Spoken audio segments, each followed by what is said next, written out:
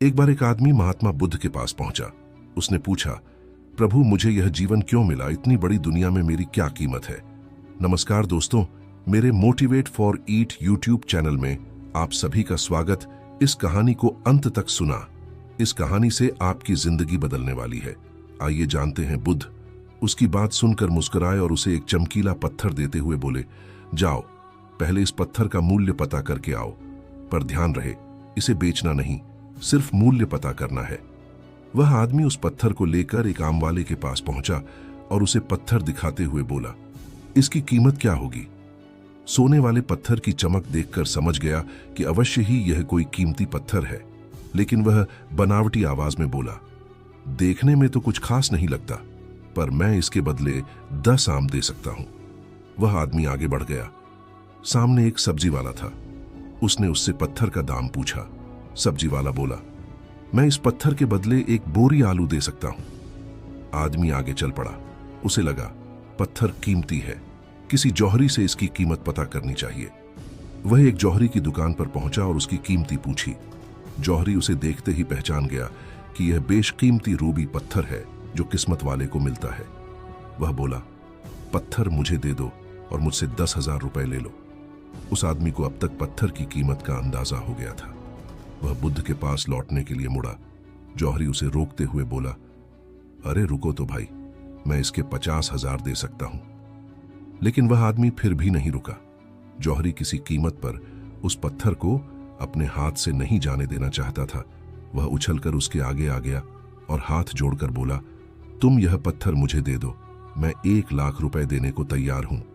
वह आदमी जौहरी से पीछा छुड़ाकर जाने लगा। जौहरी ने पीछे से आवाज लगाई, ये बेशकीमती पत्थर है, अनमोल है, तुम जितने पैसे कहोगे मैं दे दूंगा। यह सुनकर वह आदमी हैरान परेशान हो गया। वह सीधा बुद्ध के पास पहुंचा और उन्हें पत्थर वापस करते हुए सारी बात कह सुनाई। बुद्ध मुस्कुराकर बोले, सोने वाले ने इसकी कीमत 10 आम लगाई, आलू वाले ने 1 बोरी आलू, और जौहरी ने बताया कि अनमोल है। इस पत्थर के गुण जिसने जितने समझे उसने उसकी उतनी कीमत लगाई। ऐसे ही यह जीवन है। हर आदमी एक हीरे के समान है। दुनिया उसे जितना पहचान पाती है उसे उतनी महत्ता देती है, लेकिन आदमी और हीरे में एक फर्क यह है कि हीरे को कोई दूसरा तराशता है और आदमी को खुद अपने आप को तराशना पड़ता है। तुम भी अपने आप को तराश कर अपनी चमक बिखेरो, तुम्हें भी तुम्हारी कीमत बताने वाले मिल ही जाएंगे। एक बार बुद्ध कहीं प्रवचन दे रहे थे। अपनी देशना खत्म करते हुए उन्होंने आखिर में कहा, जागो, समय हाथ से निकला जा रहा है। सभा विसर्जित होने के बाद उन्होंने अपने प्रिय शिष्य आनंद से कहा, चलो थोड़ी दूर घूम कर आते हैं। आनंद बुद्ध के साथ चल दिए। अभी वे विहार के मुख्य द्वार तक ही पहुंचे थे कि एक किनारे रुककर खड़े हो गए। प्रवचन सुनने ये लोग एक एक कर बाहर निकल रहे थे, इसलिए भीड़ सी हो गई थी। अचानक उसमें से निकलकर एक स्त्री गौतम बुद्ध से मिलने आई। उसने कहा, तथागत, मैं नर्तकी हूं। आज नगर के श्रेष्ठी के घर मेरे नृत्य का कार्यक्रम पहले से तय था, लेकिन मैं उसके बारे में भूल चुकी थी। आपने कहा समय निकला जा रहा है तो मुझे तुरंत इस बात की याद आई। धन्यवाद तथागत। उसके बाद एक डकैत बुद्ध की ओर आया। उसने कहा, तथागत, मैं आपसे कोई बात छिपाऊंगा नहीं। मैं भूल गया था कि आज मुझे एक जगह डाका डालने जाना था कि आज उपदेश सुनते ही मुझे अपनी योजना याद आ गई। बहुत बहुत धन्यवाद। उसके जाने के बाद धीरे धीरे चलता हुआ एक बूढ़ा व्यक्ति बुद्ध के पास आया। वृद्ध ने कहा, तथागत, जिंदगी भर दुनियावी चीजों के पीछे भागता रहा। अब मौत का सामना करने का दिन नजदीक अत जा रहा है।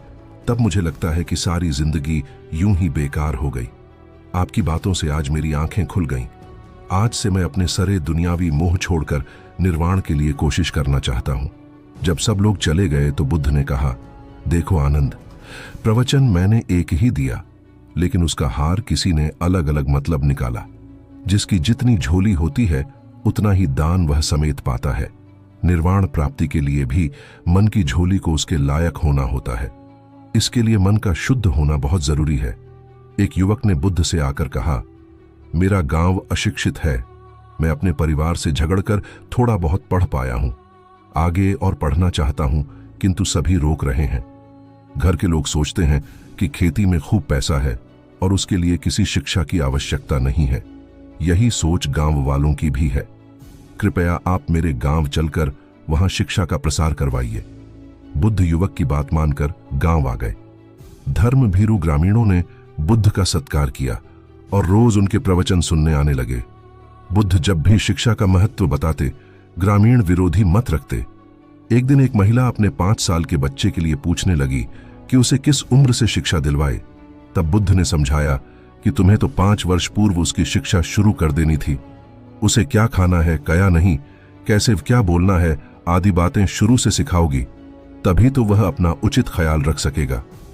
बुद्ध की यह बात महिला सहित सभी ग्रामीणों को समझ में आ गई। उन्होंने अपने बच्चों को विद्यालय भेजना शुरू किया। यह समय वर्षा का था। युवक ने लोगों को जल संग्रहण की तकनीक बताई। अधिकांश ने उपहास किया, किंतु युवक अपना काम करता रहा।